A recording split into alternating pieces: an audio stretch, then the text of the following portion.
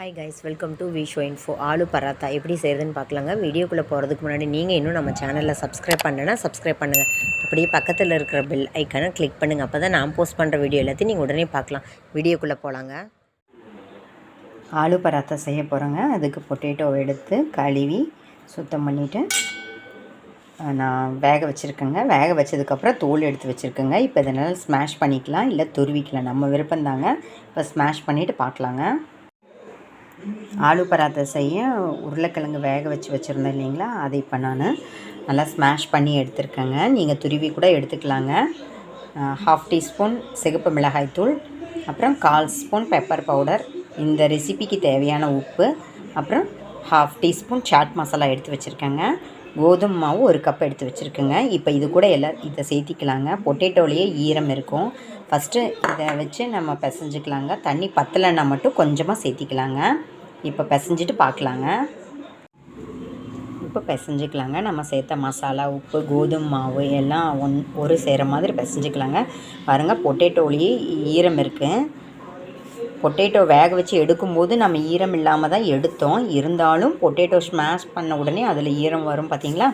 அதுலேயே ஃபஸ்ட்டு நாம் இந்த மாதிரி மிக்ஸ் பண்ணிக்கலாங்க. அதுக்கப்புறம் தண்ணி எவ்வளோ பத்தலையோ அதை பார்த்து நம்ம சேர்த்திக்கலாங்க. ஃபஸ்ட்டே சேர்த்திட்டோம்னா அப்புறம் மாவு ஜாஸ்தியாக சேர்க்க வேண்டியது இருக்கும், கோதுமை மாவு.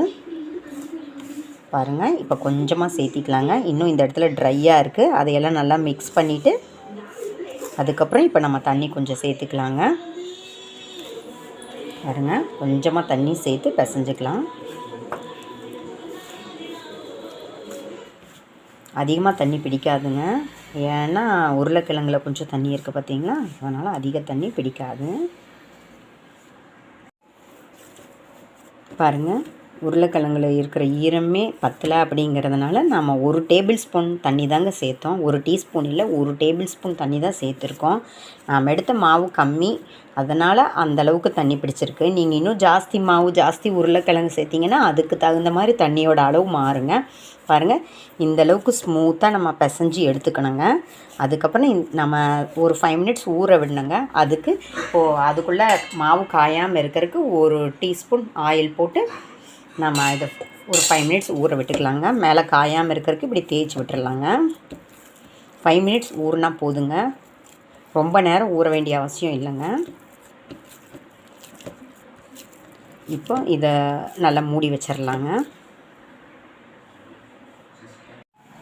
ஆலு பராத்தாக்கு நம்ம ரெடி பண்ண மாவு இப்போ நல்லா ஊறிடுச்சுங்க. பாருங்கள் எந்தளவுக்கு சாஃப்டாக இருக்குன்னு. வெறும் மாவே ஊற வச்சா சாஃப்டாக இருக்கும். இன்னும் பொட்டேட்டோ வேறு இதில் போட்டு பிசைஞ்சிருக்கோம் இல்லைங்களா, இன்னும் சாஃப்டாக இருக்குது. இதிலேருந்து நமக்கு தேவையான மாவு எடுத்து இப்போ சப்பாத்தியாக திரட்டிக்கலாங்க. எப்படி செய்கிறதுன்னு பார்க்கலாங்க. நமக்கு பிடிச்ச சைஸில் பாலாக எடுத்துக்கலாங்க. இப்போ ரவுண்ட் ஷேப்புக்கு எடுத்துகிட்டு வந்துட்டு அதுக்கப்புறம் நம்ம சப்பாத்தி தேய்க்க ஆரம்பிச்சிடலாங்க. பாருங்கள், மாவில் நம்ம அப்படி கோட் பண்ணிவிட்டு, பராத்தா அப்படிங்கும்போது ஓரளவுக்கு திக்காக தான் இருக்கும், ரொம்ப தின்னாக இருக்காதுங்க. அதனால் திக்காகவே ரெடி பண்ணிக்கலாங்க. அழுத்தி தேய்க்கக்கூடாதுங்க, ஸ்மூத்தாக தேய்க்கணும். நான் ரொம்ப சாஃப்டாக இருக்கும் மாவு. முடிஞ்ச வரைக்கும் அழுத்தாமல், அப்படி அழுத்தம் கொடுக்காமல் தேய்க்கணுங்க. சின்னதாக பெருசாக நம்ம இஷ்டத்துக்கு தகுந்த மாதிரி தேய்ச்சிக்கலாங்க. பாருங்கள், இந்தளவுக்கு இந்த திக்னஸ் இருக்கணுங்க. அப்போ தான் பராத்தா இன்னுமே திக்காக இருக்கணும். நான் ஓரளவுக்கு மெலிசாக தேய்ச்சிட்டேன்.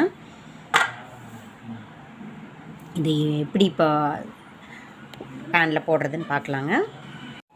பாருங்கள், நம்மளோட ஆலு பராத்தாலாம் தேய்ச்சி வச்சாச்சுங்க. இப்போ நம்ம எப்படி பேனில் போட்டு எடுக்கிறதுன்னு பார்க்கலாங்க. ரெகுலராக நம்ம தேய்க்கிற மாதிரி தான், ஆனால் ரொம்ப தின்னாக தேய்ச்சிடாதீங்க. ஓரளவுக்கு திக்கு, பராத்தா அப்படிங்கும்போது ஓரளவுக்கு திக்காக தான் இருக்கணும்.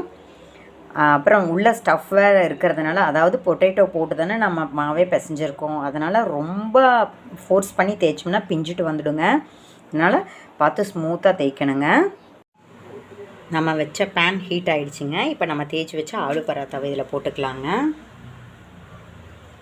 ரெகுலர் சப்பாத்தி மாதிரி ஸ்மூத்தாக இருக்கணுங்க. அப்போ தான் அதோட டெக்ஸ்சர் நல்லாயிருக்கும். அதாவது ரொம்ப தின்னாக இல்லாமல் ஓரளவுக்கு திக்காக இருக்கணும். இது இப்போ 1 நிமிஷம் வெந்ததுக்கப்புறம் திருப்பி போடலாங்க. 1 செகண்ட் ஆயிடுச்சுங்க. இப்போ திருப்பி போட்டுக்கலாங்க.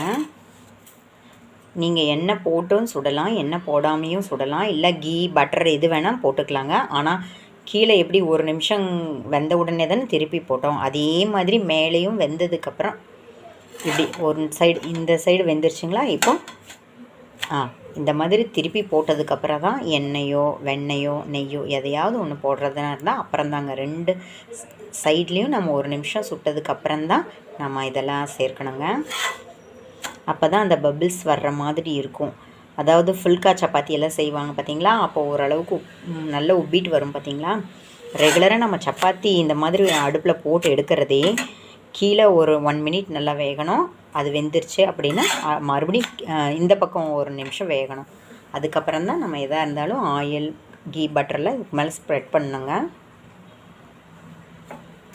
எந்தளவுக்கு நம்மளுக்கு ரோஸ்ட் பிடிக்குமோ அந்தளவுக்கு நம்ம எடுத்துக்கலாங்க. இப்படி கொஞ்சம் அப்பப்போ இப்படி நம்ம ப்ரெஸ் பண்ணி விட்டோம்னா எல்லா இடத்துலையும் ஈவனாக வேகுங்க. பார்த்திங்களா, ஓரளவுக்கு நல்லா வெந்துருச்சு. இந்த கார்னரில் மட்டும் ஒரு நிமிஷம் வேகட்டுங்க. பார்த்திங்களா எப்படி ஃபுல்கா சப்பாத்தி மாதிரி நம்மளுக்கு உப்பிட்டு வருது. நம்ம சப்பாத்தி ப்ராப்பராக பண்ணியிருக்கோம் அப்படின்னா அதோட லேயர் இப்போ நம்ம இதை ஓப்பன் பண்ணி பார்த்தோம்னா மேலே தனியாக கீழே தனியாக லேயராக தெரியணுங்க. அப்போ தான் நம்மளோட ரெசிபி சூப்பராக வந்திருக்குன்னு அர்த்தங்க. கரெக்டான சூடு இருக்கணும். அப்போ தான் நம்மளோட பராத்தா சூப்பராக எம்மியாக ரெடி ஆகிடும். நம்ம செஞ்சது ஆலு பராத்தா. ஆனால் பார்த்திங்களா ஃபுல்கா சப்பாத்திக்கு எப்படி உப்புமோ அந்த மாதிரி உப்பி வந்திருக்கு பார்த்திங்களா. இப்போ இதை ஒரு பிளேட்டுக்கு மாற்றிக்கலாங்க. நம்மளோட எம்மியான ஆலு பராத்தா எல்லாரோட ஃபேவரட் ரெசிபி சூப்பராக ரெடி ஆகிடுச்சுங்க. இதுக்கு நம்ம டொமேட்டோ சாஸ் கூட வச்சு சாப்பிட்லாங்க. டொமேட்டோ சாஸ், டொமேட்டோ கெச்சப் வச்சு சாப்பிட்லாம், க்ரீன் சட்னி வச்சு சாப்பிட்லாம், ஆனியன் ரைத்தா, அப்புறம் வேறு ஏதாவது வெஜிடபிள்ஸ் எல்லாம் மிக்சட் வெஜிடபிள்ஸ் மாதிரி போட்டு அதில் கர்டு ஊற்றி வெஜிடபிள் ரைத்தா மாதிரியும் வச்சு சாப்பிட்லாங்க. எதுவுமே இல்லைன்னா நம்ம வீட்டில் இந்த ஜாம் இருக்குது பார்த்திங்களா, அந்த ஜாமை கூட வச்சு சாப்பிட்லாங்க. ஏன்னா இதுக்கு எதுவுமே சைட் டிஷ்ஷே தேவையில்லை. ஏன்னா இதுலேயே நம்ம எல்லா ஸ்பைசஸும் சேர்த்தியிருக்கோம். அதனால் இதுக்கு சைட் டிஷ்ஷு தேவைப்படாதுங்க. இருந்தாலும் ஃபார் சேஞ்சுக்காக நான் ஜாம் வச்சுருக்கேங்க. நான் மிக்சட் வெஜிடபிள் ஜாம் வச்சுருக்கேங்க. உங்கள்கிட்ட எந்த ஜாம் இருக்கோ அதை கூட நீங்கள் வச்சு சாப்பிட்லாங்க. ட்ராவலுக்கு சூப்பராக இருக்குங்க. லஞ்ச் பாக்ஸுக்கும் செம ரெசிப்பிங்க. உள்ள ஸ்டஃப் இருக்குதுன்னு நம்ம சொன்னால் தாங்க தெரியும். இல்லாட்டி ரெகுலர் சப்பாத்தி அப்படின்னு நினச்சிக்குவாங்க. நம்ம மாவு பிசையும் போது அந்த பொட்டேட்டோவும் போட்டு பிசைஞ்சிட்டோம், மசாலாவும் எல்லாம் சேர்த்திட்டோம். அதனால் இப்போ நமக்கு சைட் டிஷ் தேவைப்படாது. அதுக்கு மீறி நமக்கு வச்சு சாப்பிட்ணுன்னு தோணுச்சுன்னா நம்ம இந்த மாதிரி ஜாமெல்லாம் வச்சு சாப்பிட்லாங்க. இந்த ஜாம் எப்படி செய்கிறது அப்படிங்கிற லிங்க்கை டிஸ்கிரிப்ஷனில் தர்றேங்க. என்னங்க இந்த ரெசிபி உங்களுக்கு பிடிச்சிருந்தா லைக் பண்ணுங்கள், ஷேர் பண்ணுங்கள், கமெண்ட் பண்ணுங்கள். ஞாபகமாக சப்ஸ்கிரைப் பண்ணுங்கள். ஓகே, பாய்.